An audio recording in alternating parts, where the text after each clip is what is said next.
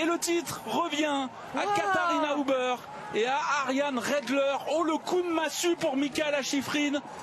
Attention à Ariane Redler qui a fait une bonne descente dimanche, 8e. Il va y avoir quand même des changements de visibilité avec ce brouillard sur le haut. Oh, elle est partie engagée. Elle a décidé d'attaquer la jeune Autrichienne.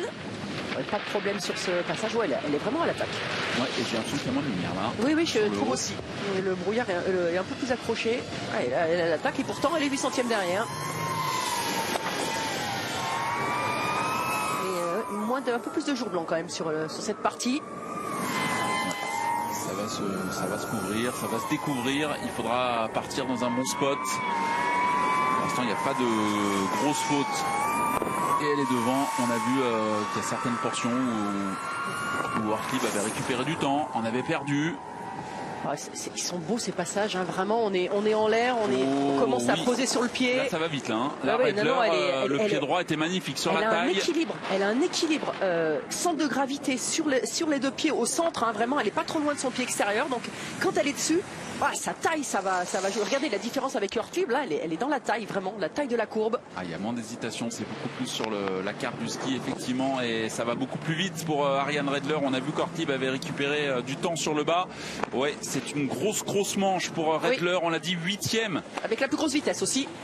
Lors de la descente, elle avait signé un chrono de 1:37,20 qui est à quelques centièmes près le temps aujourd'hui de Roman Miradoli, mais là ça va être beaucoup plus rapide pour Redler qui va signer le premier temps de référence, 1:36,65. Avec ce temps-là, elle aurait été médaillée de bronze dimanche. Oui. Ah non, elle fait pas d'erreur, elle est vraiment juste dans le timing. À l'américaine, 4e de la descente, la native de Portland qui s'élance et qui est associée aujourd'hui, et l'équipe est magnifique avec Paola Molzan. C'est une équipe médaillable, clairement. Avec toutes les deux d'ailleurs des styles très engagés. Elle était un petit peu sur l'arrière, la courbe Von. Elle a dit à Paola Molzan qu'elle partait pour gagner la course. Pour l'instant, c'est bien parti. Un petit 10e de moins que Redler sur le haut. Ce fameux passage entre les deux rochers magnifique qui fait le sel ici de cette reine des Dolomites. C'est vrai que ce saut il est beau, mais en même temps pour les skieuses il est difficile parce qu'on atterrit sur le plat. Et quand on atterrit sur le plat, vraiment au niveau des sensations dans les rotules et dans les genoux, je peux vous dire que c'est pas très agréable. Oh, gros dérapage ici. Là où Redler avait tout taillé, là où Pirovano également avait été très bonne. Et dans cette portion-là, Redler, dans les deux secteurs qui arrivent, a été fantastique, et ça se voit avec le chrono là. Très juste, faut être sur la taille, sur cette neige, une neige qui est un petit peu agressive. On n'arrête pas de le dire. Depuis le début de saison, on a souvent eu de la neige d'ailleurs un peu agressive, et où il fallait vraiment être sur la taille. Et les dérives, notamment en descente, ça coûte très cher. Oh, elle est sur un fil. On a l'impression que c'est limite de basculer, mais elle se bat. Avec cet écart de pied qui était important, elle a retrouvé une très ligne. Haute ici. Oui, elle n'a pas la même ligne que les autres. Dans le Romerlo. Elle me fait peur. Jusqu'au bout. C'est l'esprit, le fighting spirit américain de Jacqueline Wise qui mouline. Freine, arrête-toi, c'est bon. Mais elle a pris des risques sur le bas, et c'est payant. Regardez, elle reprend 3 dixièmes et elle vient chercher la 3e place provisoire à 39 centièmes de Redler. Elle a tout donné. On peut pas lui reprocher l'engagement. Là, on est avec des favoris pour l'or, puisque la paire Kira Weidle s'élance et Emma Eicher s'élance maintenant. Et juste après, ce sera Brésil Johnson associé à Mikaela Shiffrin. Le soleil est ressorti en haut. Oui, non, mais c'est incroyable comme ça change. Elles ont de la chance. Oui. Elles ont de la chance. Alors, il est sorti en haut, si ça se trouve, il n'est pas en bas. À voir. On va voir avec Emma Eicher, 9e de la descente. Elle était déçue de cette 9e place. Elle était capable de beaucoup mieux. Kira Weidle, pardon. Parce qu'Emma Eicher, elle est allée chercher de l'argent. 24 centièmes déjà de retard, c'est beaucoup. Sur cette première section où normalement il n'y a pas trop d'écart, et surtout elle, compte tenu de son potentiel. C'est l'un des moins bons temps en haut. Kira Weidle. En revanche, il y a des plus grosses vitesses, 128,4. 34 mètres le saut. Tout de suite ici, petit mouvement de terrain, tout de suite sur le pied droit. Voilà, elle n'a pas perdu sur la 2e section. Rester sur le pied. Oh, attention, on appuie un peu fort sur le début de ses courbes. Après, c'est peut-être aussi un choix pour rester assez haute sur la trajectoire. S'il faut plonger, attention pas être trop latéral, ouais, c'est latéral. Elle a fait un petit peu de chemin, mais oui. elle perd à chaque fois quelques centièmes seulement. Enfin, là, elle a perdu 3 dixièmes, ça la repousse à 6 dixièmes après un haut moyen. C'est latéral aussi sur les pieds droits là. Non, c'est pas du grand Weidle. C'est pas la Chiara Weidle qu'on avait vu à Val d'Isère ou à Tarvisio cette saison. Non, mais franchement, il y a le soleil, il est pas trop au milieu. Hein. Ça fait une différence. Ça tape plus, hein. Regardez, si on tend l'oreille, on entend sur chaque réception de bosse, on entend clac les skis. Et ça au niveau de la glisse, c'est moins bon. Oh, la faute d'intérieur. Elle se couchait elle aussi.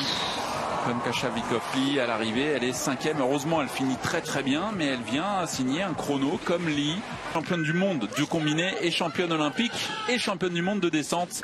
C'est parti pour Brizzy Johnson, associée évidemment à Michaela Schifrin.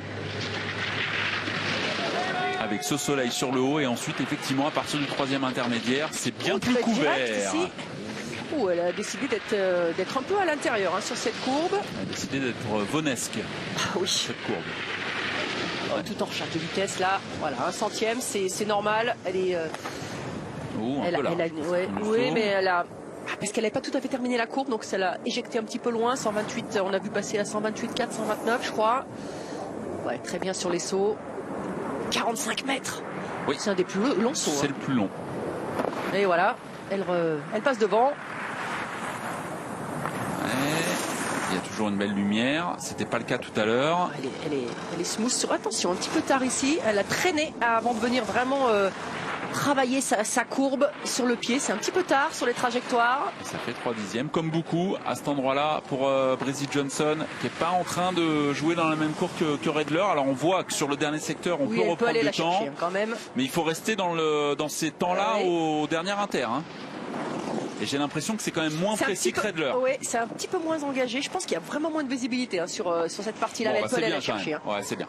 Et elle a la plus grosse vitesse. Et quand on a vu certaines jeunes femmes terminer et reprendre 2-3 dixièmes. Oh, elle a la vitesse, elle a des gros sauts là. Gros saut sur ce changement de direction. Ça va peut-être allumer du vert pour Brizzy Johnson. Le chrono à battre, 1:36,65 lancé à toute vitesse. Et voilà. Pour 6 centièmes, elle est devant. Pour 6 centièmes seulement. Oui, mais quand même là, je pense qu'elle avait de la pression aussi. Hein.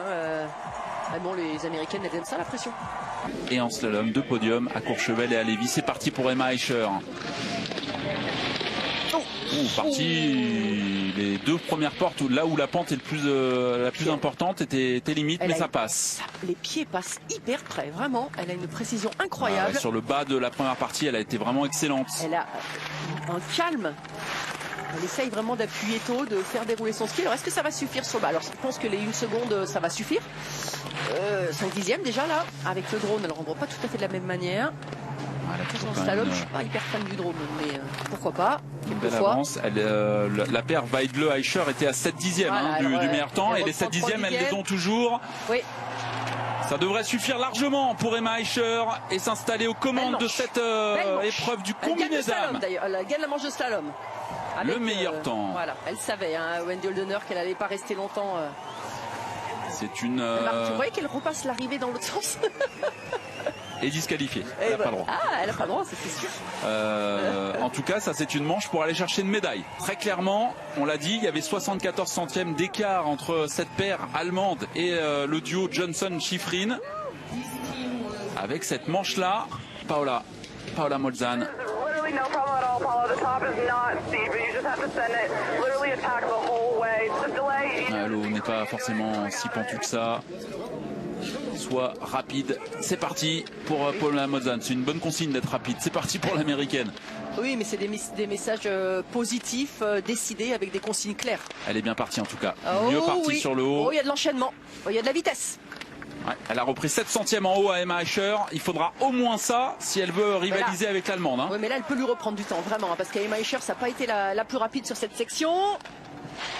Attention, ces petits écarts de pied. 1 dixième supplémentaire. Voilà. Elle a une demi-seconde avant d'aborder les 2 derniers secteurs où Eicher a été survoltée. Oh, attention, pas être trop tard. C'est bien ce qu'elle fait, Paula Molzan. Ah ouais, elle pousse. C'est l'engagement. Il y a encore du vert. Il n'y a plus que 4 centièmes. Attention. Il n'y a plus rien. Et Emma Eicher sur le dernier secteur, on l'a dit, c'était la plus rapide. Ça va peut-être pas suffire pour Molzan à l'arrivée. Non, elle est battue. 2 dixièmes derrière. La médaille se rapproche pour le duo Weidle-Eicher. Bien vu.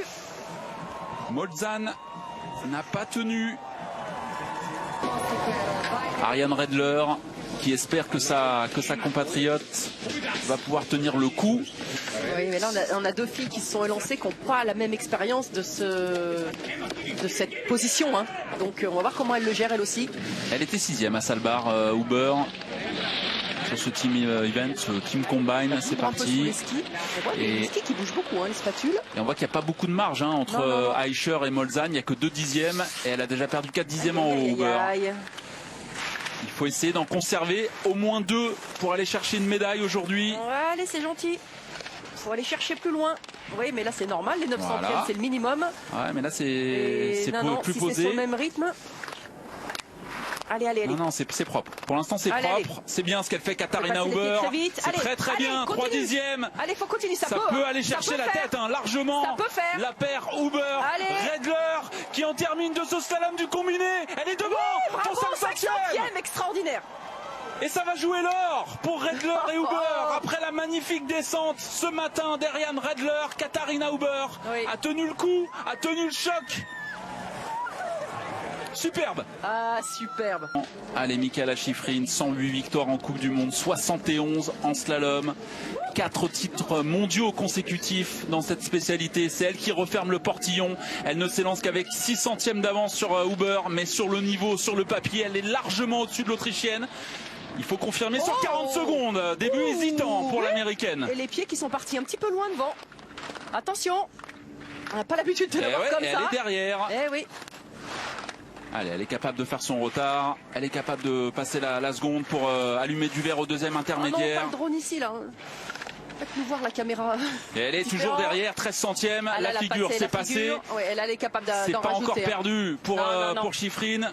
Et sur les derniers secteurs, Huber, la vitesse. Sur le dernier, n'a pas été forcément très bonne. 24 centièmes, ça va être compliqué. Incroyable.